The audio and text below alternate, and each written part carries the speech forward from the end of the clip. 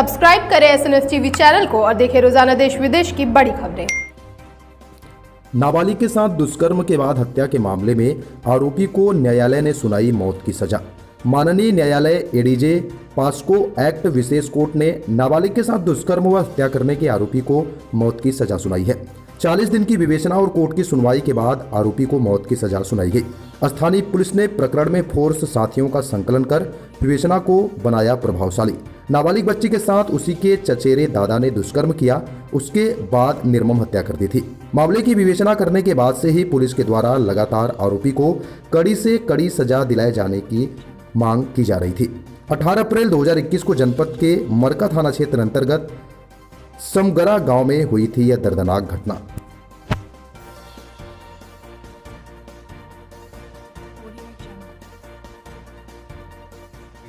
आज कोर्ट में फांसी की सज़ा हुई है अभियुक्त को।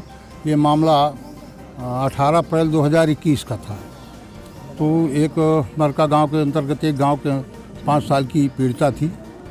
उसको उसके चचेरे बाबा, अभियुक्त का नाम था राम बहादुर प्रजापति, उसने बिस्किट खिलाने के बहाने अपने घर ले गया, उसके साथ रेप किया।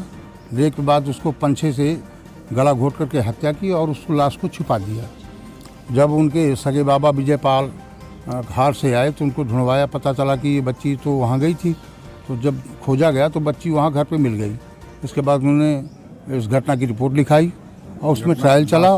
डेड बॉडी घर पे मिली थी और 28 दिन में फैसला आया। फांसी की सज़ा माननीय स्पेशल जज पास्को अनु सक्सेना द्वारा यहाँ पर सुनाई गई है। उसको इतना लेट क्यों हुआ? 2021 का मामला था, अब तक यहाँ पर दरअसल एफएसएल रिपोर्ट जो विधि विज्ञान प्रयोगशाला की रिपोर्ट थी उसको आने में लेट हुआ।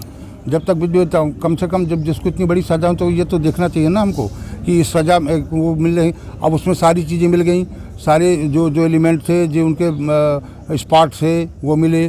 तो जब सबका मिलान हो गया ये किन धाराओं में मुकदमा दर्ज हुआ था? नहीं, मुकदमा दर्ज हुआ था 376 AB, 377 और 302, 201 IPC व 5/6 पास्को एक्ट में, और इन्हीं धाराओं में उसको कन्विक्ट किया गया है। छिपा भी दिया था कि बच्ची के 100 वगैरह को? नहीं, 100 को घटना के बाद 100 को उसको अपने घर पे छिपा दिया था कि रात हो जाएगी तो इसको मतलब गायब कर देंगे। लेकिन तब तक पता चल गया, ढूंढते रहे, खोजने के बाद 100 मिल गया। अभियुक्त के घर में ही मेहनत करनी पड़ी आप लोगों को सजा दिलाने में? जी, सजा दिलाने में कितनी मेहनत करनी पड़ी? अरे है उसके लिए कई 7 मैंने रूलिंग सुप्रीम कोर्ट की पेश की थी उसमें। और इसमें यह था कि धनंजय चटर्जी वाला जिसमें फांसी की सज़ा हुई थी और खालिद रिकवरी में, तो वो भी हमने पेश किया। एक बच्चन सिंह गुरबचन पंजाब राज भी पेश किया हमने। 10 परांडे महाराष्ट्र, तो कई हमने रूलिंग दी और काफ़ी मेहनत की। और हमारे सभी साथियों ने, अब मैं ये तो कहूँगा कि प्रशासन का भी हमारे कप्तान साहब ने बहुत सहयोग किया, जो साक्षी नहीं आ रहे थे और डे बाई डे चलाया, उसको मुकदमा कराया।